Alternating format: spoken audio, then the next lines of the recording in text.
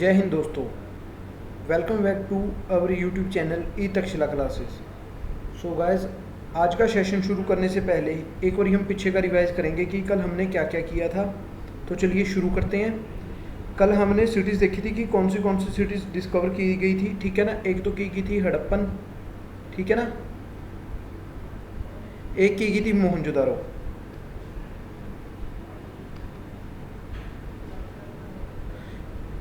हमने देखा था यहाँ पे क्या मिला था, ग्रेट बाथ मिली थी यहाँ पे हमें, ठीक है ना। और घर कैसे थे, घरों का स्ट्रक्चर कैसा था वहाँ पे, ये सब देखा था मैंने, ठीक है ना। और जो एग्रीकल्चर के लिए टूल्स देखे थे कि प्लगिंग के लिए टूल यूज़ किया जाता था, जो उसका एक टॉय मॉडल था। सील्स कैसे यूज़ की जाती थी, ठीक है ना। डॉक यार्ड देखा था लोथल में। ये चीज़ें हमने कल डिस्कस की थी। और हमने लास्ट में ये देखा था कि कैसे वो सिटीज़ डिस्ट्रॉय हो गई थी, कैसे वो ख़त्म हो गया था सब कुछ, ठीक है ना। ये चीज़ें की थी। क्वेश्चंस आपको ना यार कल वाली वीडियो के बाद मिलेंगे, क्योंकि अभी तक ना प्रीवियस ईयर क्वेश्चंस इसमें से इतने आए ही नहीं हैं जो मेन क्वेश्चंस हैं, ठीक है ना। जो अभी दूंगा फिर आपसे वो आगे के जो चैप्टर्स हैं उनमें भी उनके बारे में होगा, तो फिर कोई फ़ायदा नहीं उस चीज़ का। और आगे आगे जाके इंटरेस्टिंग होता जाएगा अपना सेशन, क्योंकि अभी तक तो जो हमने किया है उसमें सिर्फ यही था कि हमें क्या क्या मिला है। कोई खास इवेंट आया नहीं है जो ऐसा हो जिससे हमें पता चले कि जो एग्ज़ाम पॉइंट ऑफ व्यू से काफ़ी इंपॉर्टेंट हो। इसलिए आगे जाके अपना थोड़ा वीडियो में आप हमारे सेशन में हमारे साथ जुड़े रहिए। आगे जब आपको पता लग जाएगा जो जो इम्पोर्टेंट पॉइंट्स होंगे वो आगे आगे जाके पता चलती रहेगी अभी हमें। तो आज का सेशन शुरू करते हैं, चलिए। ओल्डेस्ट बुक्स, अभी ऋग्वेदा के बारे में हमने देखा था कि जिसमें दिया हुआ था वर्ण्स के बारे में। तो देखते हैं वेदास, ठीक है ना। One of the oldest books in the world. 4 Vedas हैं अपने, एक तो ऋग्वेदा, एक सामवेदा, एक यजुर्वेदा और अथर्ववेदा। सबसे पुराना इनमें से है ऋग्वेदा। और ऋग्वेदा में है क्या, हाइमंस लिखे हुए, ठीक है ना। सूक्ता बोलते हैं जिन्हें। वो है क्या, वो प्रेज में है, in praise of various gods and goddesses, ठीक है ना। देवी देवताओं के प्रेज में जो लिखा गया उन्हें हेमंस बोला गया है, वो लिखे गए हैं उसमें ऋग्वेदा में। और उसमें 3 गॉड्स का जिक्र है, जिनका 3 गॉड्स का स्पेशली जिक्र है। एक तो है अग्नि, the God of fire, Indira a warrior God, और एक सोमा। सोमा क्या, एक प्लांट है जिसमें से एक स्पेशल ड्रिंक प्रिपेयर किया जाता है। और ये जो हेमन से कंपोज किसके द्वारा किए गए हैं, ऋषिस के द्वारा से, जिसके द्वारा और ये कंपोज किए जाते थे, याद किए जाते थे और आगे पढ़ाए जाते थे। अब ये तो कुछ पक्का है नहीं कि ये सिर्फ मेंस के और वीमेंस के द्वारा अलग अलग उनसे बनाए जाते थे या इकट्ठे बनाए जाते थे, क्योंकि कुछ हैं उनमें से जो वीमेंस के द्वारा भी कंपोज किए जाते थे और ये संस्कृत में होते थे। अब आगे चलते हैं। एक हम पार्ट देखते हैं लैंग्वेजेस का, ठीक है ना। Sanskrit is a part of family of languages known as Indo European. अब लैंग्वेजेस है ना, इनका एक ग्रुप है। जैसे इंडो यूरोपियन है, इंडो यूरोपियन में काफ़ी लैंग्वेजेस हैं, जैसे असामीज़, गुजराती, हिंदी, कश्मीरी और सिंधी। और कुछ इनमें यूरोपियन लैंग्वेजेस हैं, जैसे इंग्लिश, फ्रेंच, जर्मन और ग्रीक, इटालियन एंड स्पेनिश, ये भी है। ये सारी इंडो यूरोपियन उससे फैमिली से बिलोंग करती हैं जो ये लैंग्वेजेस हैं, ठीक है ना। एक बार देख लीजिएगा, क्वेश्चन में एग्जाम में आपसे शायद पूछा जा सकता है कि इंडो यूरोपियन लैंग्वेज बता देंगे कि इनमें से कौन सी इनमें इंडो यूरोपियन है और कौन सी नहीं है। ऐसा क्वेश्चन आपसे पूछा जा सकता है। ये लैंग्वेज देख लीजिएगा एक बारी, ठीक है ना, क्योंकि इनके जो वर्ड्स थे वो आपस में कॉमन थे। जैसे एक वर्ड है मात्र, वो है संस्कृत में, और इंग्लिश में, हिंदी में है माँ, और इंग्लिश में मदर। इनमें काफ़ी MA ये कॉमन है, ठीक है ना। इसलिए ये फैमिली से ग्रुप से बिलोंग करते हैं जिसको बोलते हैं हम इंडो यूरोपियन। अब आगे चलते हैं। एक अपना ग्रुप है तिब्बतन बर्मन। इसमें है कि नॉर्थ ईस्टर्न साइड की जो लैंग्वेजेस हैं वो है इसमें, ठीक है।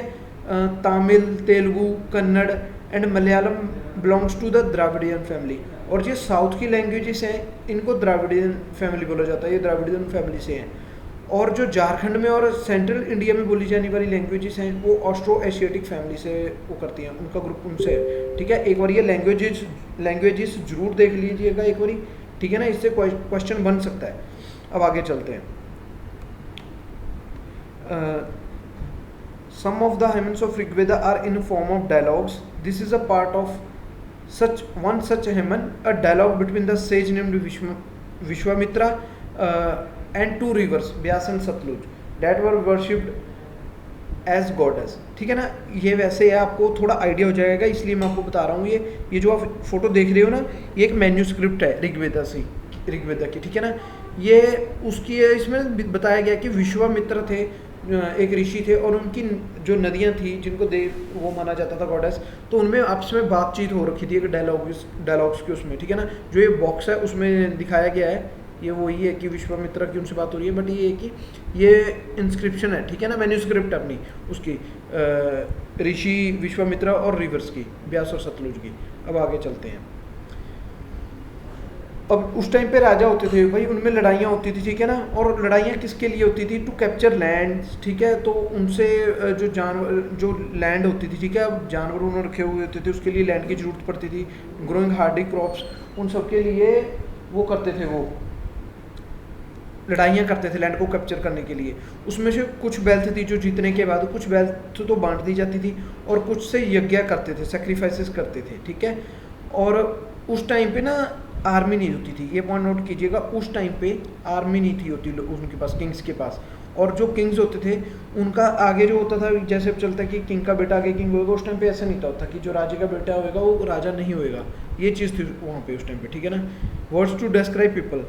अब जो लोग थे उनके ग्रुप बने हुए थे, दो ग्रुप थे। एक तो था पृष्ठ का, जिन्हें ब्राह्मण्स भी बोला जाता था, जो सिर्फ करते थे यज्ञ वगैरह रिचुअल्स परफॉर्म करते थे।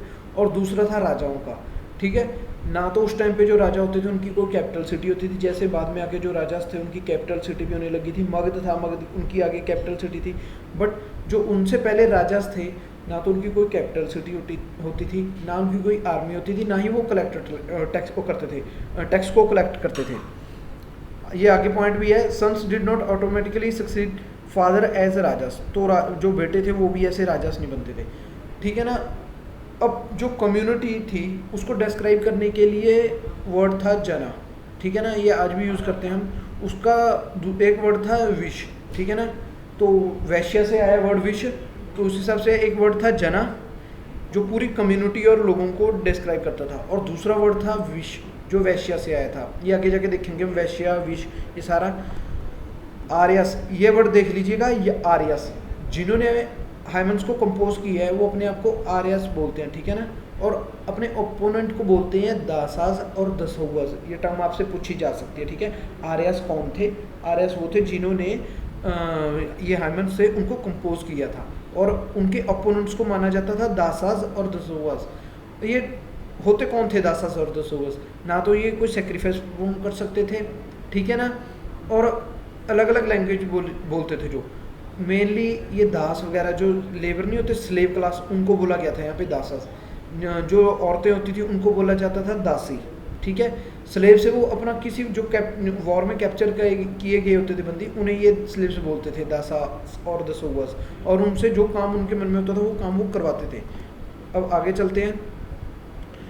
अब मेगालिथिस देखते हैं, मेगालिथिस क्या होता है, ये पॉइंट इंपॉर्टेंट है। मेगालिथिस, ठीक है ना। मेगालिथिस लार्ज स्टोन्स को मेगालिथिस बोलते हैं, जो स्टोन बोल्डर्स होते हैं। काफ़ी आगे आपको फोटो दिखाएंगे, उनको ना काफ़ी केयरफुली अरेंज किया जाता था ताकि बरियल साइट्स को मार्क किया जाए।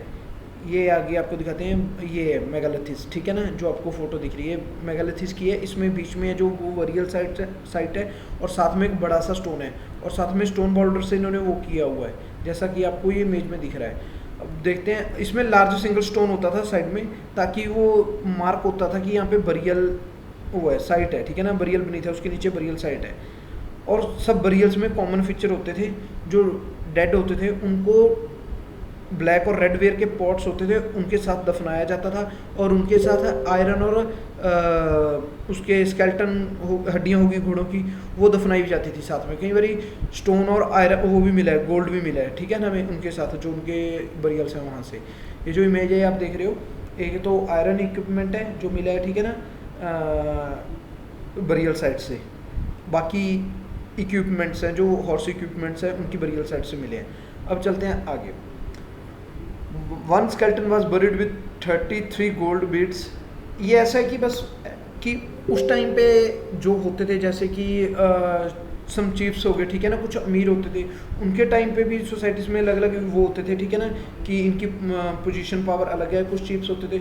तो जो एक स्केल्टन मिला उसके साथ ना 33 गोल्डन बिट्स मिली थी और 2 स्टोन बिट्स मिली थी। उसका मानना था कि शायद कोई अमीर होएगा उस टाइम का, रईस होएगा, ठीक है, सम चीफ वगैरह लगा लो कि वो था, ठीक है। अब आगे चलते हैं, ये इंपॉर्टेंट इतना पॉइंट है नहीं इंपॉर्टेंट, अब आगे देखते हैं।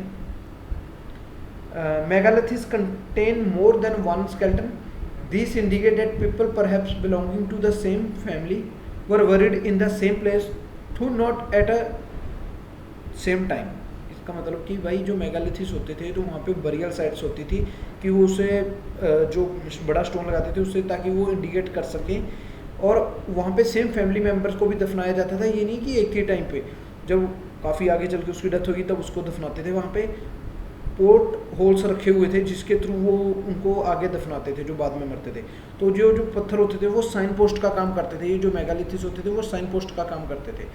एक स्पेशल बरियल मिला है हमें इनाम गाँव में, वहाँ पे ये इनाम गाँव है कहाँ पे, ये जो साइट है ये भीमा नदी की एक ट्रिब्यूटरी है, उसका नाम है रिवर घोद, ठीक है ना। यहाँ पे एक मिली है जहाँ पे फूड और वाटर था जो वो डेड के साथ प्लेस किया गया था वेसल्स में, और वहाँ पे एक मिला था, एक man was found buried in a large 4-legged clay jar, और उस घर में ग्रेनरी भी थी, ठीक है ना, स्टोरेज के लिए काफ़ी। तो ये लगता था कि वो कोई चीज़ था उनका, ठीक है ना, जो ऐसे दफनाया गया था।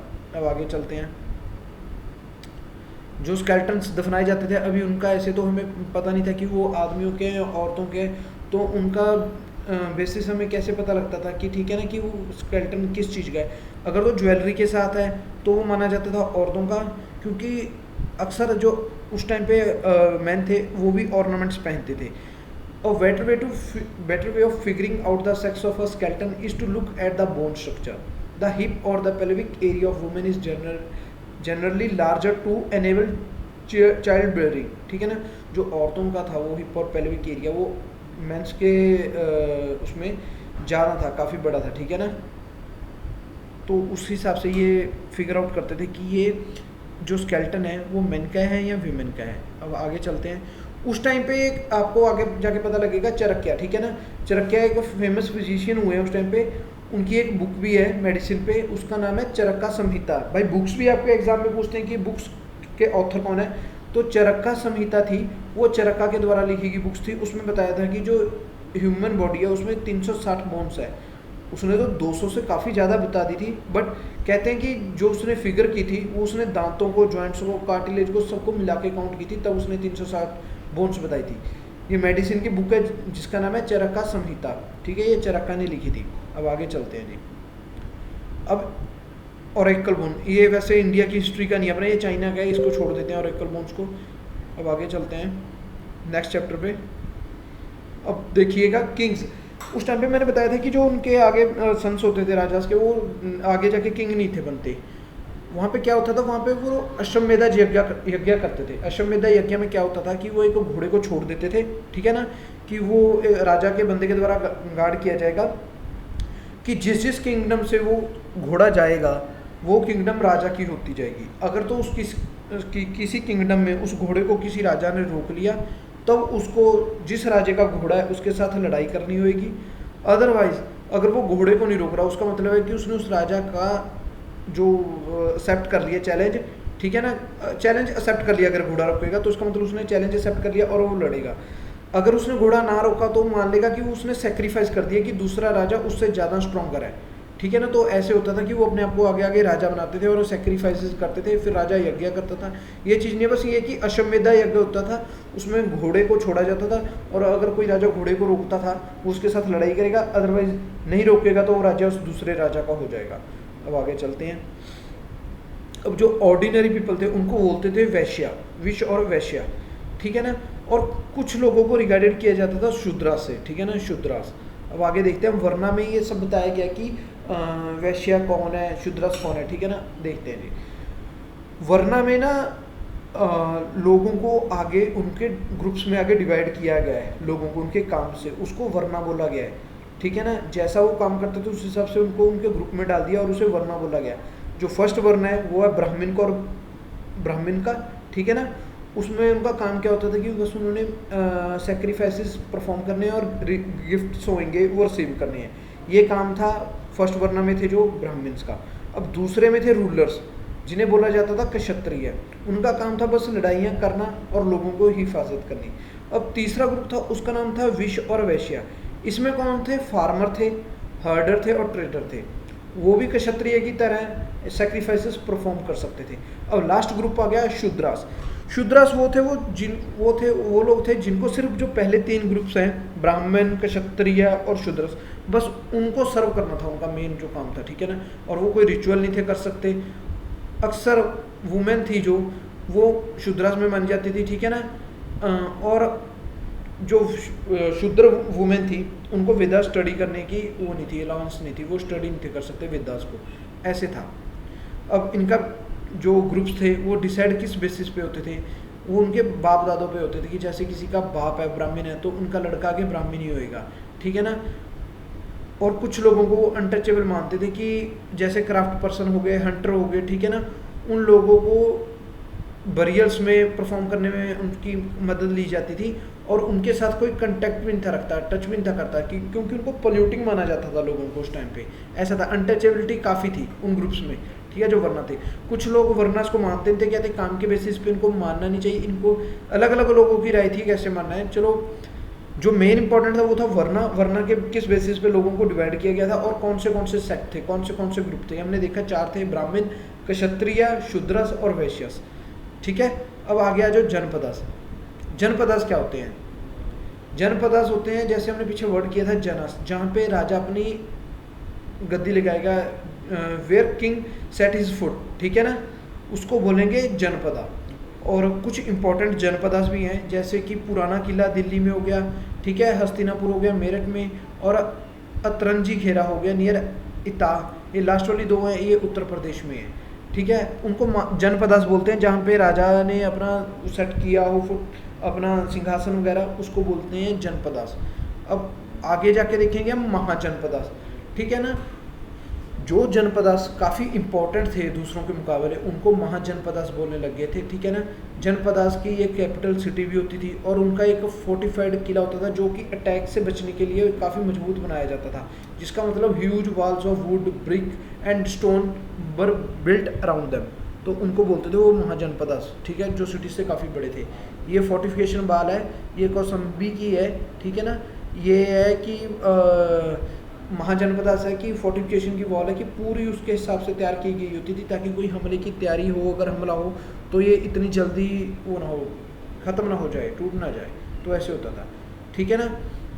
अब जो उस टाइम पे राजा आगे थे उनकी भाई आर्मीज भी हो गई थी और उनकी आर्मी थी और वो टैक्स भी कलेक्ट करने लगे थे और पंच मार्केट कॉइन्स भी उन्होंने इशू कर दिए थे अपने, ठीक है ना। जो आगे जाके देखेंगे कि कौन से राजा थे जिन्होंने ये सब किया था। बट यह था कि जैसे जैसे टाइम इवॉल्व होता गया ये चीज़ चेंज होती गई। पहले ना तो आर्मी होती थी उनकी, ना वो टैक्स कलेक्ट करते थे, ना उनकी कोई कैपिटल सिटी होती थी। अब तो राजा थे जो आर्मी भी उनकी हो गई थी और टैक्स भी कलेक्ट करने लगे थे, स्टैंडिंग आर्मी थी और उनका कैपिटल सिटी भी थी एक, ठीक है ना। अब देखते हैं टैक्स से वो क्या करते थे। एक तो जो फोर्ट्स होते थे उनको बनाते थे, मेंटेनिंग बिग आर्मीज, तो उनको इस काम के लिए और रिसोर्स भी चाहिए थे, और रिसोर्स मतलब और बंदे चाहिए थे, ठीक है। उन्होंने और टैक्सेस लगा दिए थे। ये मैं इसलिए करवा रहा हूँ क्योंकि इसमें एक पॉइंट आएगा, टर्म आएगी, वो काफ़ी इंपॉर्टेंट है, वो टर्म नोट कर लीजिएगा वो, ठीक है ना। वो एक तो है भागा। भागा एक टैक्स था, ठीक है ना, ये क्रॉप्स पे लगता था, ये मोस्ट इंपॉर्टेंट टैक्स था। इसका ये था कि फार्मर्स पे लगता था क्योंकि खेती वही करते थे। ये टैक्स फिक्स था कि 1/6 of what was the produce वो राजा को देना पड़ता था, उसको बोलते थे भागा। भागा कौन था? फार्मिंग टैक्स था। अब और टैक्स था क्राफ्ट पर्सन पे, वीवर्स पे, उनको क्या था कि उनको महीने में 1 दिन राजा के वहाँ काम करना पड़ता था। ऐसे सबके लिए अलग अलग टैक्स थे। जो मेन इंपॉर्टेंट है वो है भागा। भागा एक टैक्स है जो फार्मर्स पे लगता था, 1/6 ऑफ देयर प्रोड्यूस, ठीक है ना, उस पर लगता था ये। अब आगे देखते हैं चेंजेस इन एग्रीकल्चर। एग्रीकल्चर अब यार स्लेव्स आगे थे, दासाज और दसुवल। जो लैंडलेस एग्रीकल्चर होती थी लेबर्स, उनको बोलते थे कामाकारा, वो लोग काम करते थे। ये जो अपने शूद्रास हैं, ठीक है ना, उसमें आगे दासाज और दसुवस, उनको काम करना पड़ता था। और जो लैंडलेस एग्रीकल्चर थे उनको बोलते थे कामाकारास। यार हम सारा नहीं पढ़ेंगे, जो इंपॉर्टेंट है बस वही करेंगे, ठीक है ना। अब देखते हैं क्लोजर लुक मगधा पे। अब मगधा है कहाँ पे? Magadha became the most powerful and important Mahajanapadas in about 200 years. Many rivers such as the Ganga and Son flowed through the Magadha. Ganga और सोन चलती थी वहाँ से, ठीक है ना। और मगध के इम्पोर्टेंट रूलर्स थे, वेरी पावरफुल रूलर्स कौन थे? एक तो बिंबिसारा थे, एक अजातशत्रु थे, ठीक है ना, जिन्होंने काफ़ी पॉसिबल वो किया, पावर लगाई अपनी, ताकि वो जो जनपदास हैं, अदर जनपदास हैं, उनको जीत सके, ठीक है ना। और उन्होंने अपना कंट्रोल था वो नॉर्थ ईस्ट पार्ट को की तरफ भी बढ़ाया था। और उनकी कैपिटल कौन सी थी? राजगिराहा। राजगिराहा अब बिहार में है, आज का नाम उसका है राजगीर। और ये मगध की कैपिटल रही काफ़ी देर तक, ठीक है ना। और एक इम्पॉर्टेंट रूलर था महापद्मानंदा, इसने नॉर्थ वेस्ट की तरफ एक्सटेंड किया था अपने पार्ट को, कुछ पार्ट को, ठीक है ना जी। और इनका एक इम्पॉर्टेंट रूलर है, उसका नाम आपको पता ही होगा, वो है अशोक। आगे जाके देखेंगे हम उसके बारे में। और इनकी जो कैपिटल सिटी थी वो भी चेंज हुई थी, वो पाटलिपुत्रा हो गई थी, ठीक है ना, बाद में। अब देखते हैं आगे। अब क्लोजर लुक वाजी। अब मगधा तो काफ़ी इंपॉर्टेंट था ही था, ठीक है ना। तो एक वाजी था, उसकी अपनी कैपिटल थी वैशाली, बिहार में। ये एक डिफरेंट फॉर्म ऑफ गवर्नमेंट के अंडर थी, जिसको बोला जाता था घाना और सांगा। घाना और सांगा क्या था? ये एक चीज़ नहीं थी, यहाँ पे एक रूलर नहीं था, काफ़ी रूलर्स होते थे, वो एक साथ रूल करते थे, ठीक है ना। उनको बोलते, हर कोई उनमें से राजा माना जाता था। तो वो राजा अलग अलग रिचुअल्स थे वो परफॉर्म करते थे, ठीक है ना। वो इकट्ठे होते थे, डिस्कस करते थे, डिबेट करते थे। जब वो कोई अटैक करता था उसके बारे में डिस्कस करते थे, और आगे की जो सिचुएशन है उसके लिए कैसे उसको टैकल करना है या क्या करना है वो काम करते थे। और जो वुमेन्स थी, दासास थे और कामाकारास थे, ये जो असेंबलीज थी उसमें पार्ट नहीं थे लेते, क्योंकि उनको लोअर सेक्ट माना जाता था, ये अनटचेबल थे, इनको बिल्कुल भी वो नहीं थे करते मानते थे, इनको सोसाइटी से अपने ग्रुप से अलग रखते थे, ठीक है ना। Both the Buddha and Mahavira belong to ganas और sanghas. Most of the vivid descriptions of the life in the sanghas can be found in Buddhist books. या जो बुद्ध थे और महावीरा थे, ये भी इसी को बिलोंग करते थे, गाना और सांगा को। और जो इनका गाना और सांगा का जो डिस्क्रिप्शन है, ठीक है, काफ़ी कुछ है, वो बुद्धिस्ट बुक्स में भी मिल जाएगा। गाना है क्या? ये ग्रुप ऑफ पीपल है, जो काफ़ी मेंबर्स हैं जो इकट्ठे रहते हैं ग्रुप में। सांगा का मतलब है एक ऑर्गेनाइजेशन या एक एसोसिएशन, ठीक है जी। तो ये गाना सांगा आपको पता लग गया ना। अब चलते हैं आगे। This is account of Vajjis from the Digha Nikaya. एक दिगाहा निकाया एक फेमस बुद्धिस्ट बुक है, जिसमें ये सारा बाजिस की इन्फॉर्मेशन दे रखी है, ठीक है ना। बाजिस के बारे में बता रखा है सारा कुछ उस बुक में। Buddhist book which contain some of speeches of Buddha. उसमें कुछ बुद्धा की स्पीचेस भी हैं, ये याद कर लीजिएगा कौन सी बुक है, दिगाहा निकाया। इसमें बाजिस का भी काफ़ी कुछ अकाउंट है और बुद्ध के ही स्पीचेस भी हैं इसमें जो है। अब देखते हैं अजातशत्रु। अजातशत्रु हमने किया था एक इम्पोर्टेंट रूलर था, वो बाजिस पे अटैक करना चाहता था, पर उसने काफ़ी संघर्ष किया, हुआ नहीं। तो सांगास को काफ़ी पावरफुल किंगडम ने वो किया था, कंकर करने की कोशिश की थी, बट हुई नहीं। वो लास्ट में जाके किसने उसको कॉन्कर किया था, वो थे गुप्ता रूलर्स। उनके बारे में आगे बढ़ेंगे, क्योंकि उनका जो टाइम था उसको गोल्डन एरा भी बोलते हैं, गोल्डन टाइम भी बोलते हैं हिस्ट्री का, ठीक है ना। उसके बारे में हम आगे करेंगे। तो दोस्तों आज की वीडियो में अपना यही था। एक बार मैं आपको ना इंपॉर्टेंट टर्म्स दिखा देता हूँ, ये देख लीजिए जो हमने आज की थी, ठीक है ना। एक तो थी, हमने 4 वेदास किए थे, ऋग्वेदा, सामवेदा, यजुर्वेदा और अथर्ववेदा, ठीक है ना जी। ओल्डेस्ट कौन सा है? अपना ऋग्वेद है, सबसे ओल्डेस्ट ऋग्वेदा। अब देखे थे हमने हेमंस, इसमें ये क्या थे, ये praise of various gods and goddesses थे, कि देवी देवताओं की पूजा की जाती थी। तो ये था हेमंस में। लैंग्वेज हमने देखी थी कि इनके ग्रुप थे इंडो यूरोपियन, इसमें संस्कृत थी, ग्रीस थी, फ्रेंच थी, ये लैंग्वेज थी। तिब्बतन बर्मन में हमने देखी, ठीक है ना, जो ईस्टर्न साइड बोली जाती वो थी। ऑस्ट्रो एशियाटिक में हमारी सेंट्रल में आ गई थी, ठीक है ना। और एक थी द्राविडियन ग्रुप, वो किया था हमने, ठीक है ना, जो साउथ में थी। ये 4 ग्रुप्स देखे थे। और यजनस और सेक्रीफाइस देखे थे कि उस टाइम पे राजास थे, जब वो किसी दूसरी लैंड को जीतते थे तो यज्ञ करते थे। और लैंड क्यों जीती जाती थी? ताकि खेती कर सके और पशु चराने के लिए आगे लेके जा सकें। और जो प्रिस्ट और ब्राह्मण होते थे, प्रिस्ट और ब्राह्मण, ये एक सेक्ट था, दूसरे कौन थे? राजास। ये 2 ग्रुप्स में डिवाइड थे, ठीक है ना। उसके बाद देखा था मैंने मेगालिथिक साइट्स, जो बरियल साइट्स थी, जो मार्क की जाती थी कि यहाँ पे बरियल साइट्स है, ठीक है ना, बड़ा काफ़ी बड़ा पत्थर था, ये मेगालिथिक साइट्स थी। एक स्पेशल बरियल एट इनमगांव, जहाँ पे हमने देखा था कि किसी स्पेशल बंदे को दफनाया गया था, शायद वो कोई चीफ था या क्या था, ठीक है ना, वो देखा था। ऑरेकल बोन्स हमने छोड़ दिया था, ये चाइना का था। ये क्या था, इसमें ना जानवरों की हड्डियों पे लिखा जाता था, ठीक है ना, और बाद में जाके उसको जला दिया जाता था और वो हड्डियां टूट जाती थी फिर जलाने के कारण, एक्सेस ऑफ हीट के कारण। देन वो उसको देखते, they use them to predict the future, तो वो उससे फ्यूचर को प्रेडिक्ट करते थे ऑरेकल बोन से अपने से, ठीक है ना। तो ऑरेकल बोन्स भी हमने देख ली क्या थी। अब देखते हैं उसके बाद अश्वमेधा क्या था, ये यज्ञ होता था कि राजा आगे बढ़ने के लिए वो अपना घोड़ा छोड़ देता था, जो राजा रोकेगा उसको उसके साथ फाइट करनी पड़ेगी, ठीक है, अदरवाइज नहीं तो उसका वो सेक्रीफाइस माना जाएगा, ठीक है, वो उसका सारा जो होगा पावर होगी वो राजा को सौंप देगा। महाजनपदास और जनपदास देखे थे हमने, सिटीज़ थी। महाजनपदास जहाँ किंग ने फुट सेट किया था, ठीक है, तो सिटीज़ देखी थी हमने, कुछ हस्तिनापुर जैसे देखा थी, पुराना किला देखा था। महाजनपदास जनपदास ही थे जो कुछ इंपॉर्टेंट जनपदास थे, उनको महाजनपदास बोल दिया गया था। ये आप लिस्ट देखिएगा, महाजनपदास कौन से थे। एक तो मगध था, ठीक है ना, ये थे महाजनपदास थे अपने। भागा टैक्स, भागा क्या था, ये फील्ड पे लगा हुआ टैक्स होता था अपना, ठीक है, फार्मर्स को देना पड़ता था। मगध का हमने किया था कि इंपॉर्टेंट रूलर कौन थे, अजातशत्रु ने वाजिस पे अटैक भी किया था। वाजिस देखा था हमने, वो वाजी पे अटैक करना चाहता था। इनकी कैपिटल देखी थी, कैपिटल या ध्यान रखिएगा। और गाना और संगा किया था। गाना और संगा क्लैन के कौन थे, अपने बुद्धिस्ट थे और जैनिज्म, ये दोनों के इनके साथ गाना और संगा उसको बिलोंग करते थे, ये सोसाइटी को, ठीक है ना, इस क्लैन को बिलोंग करते थे वो गाना और संगा को।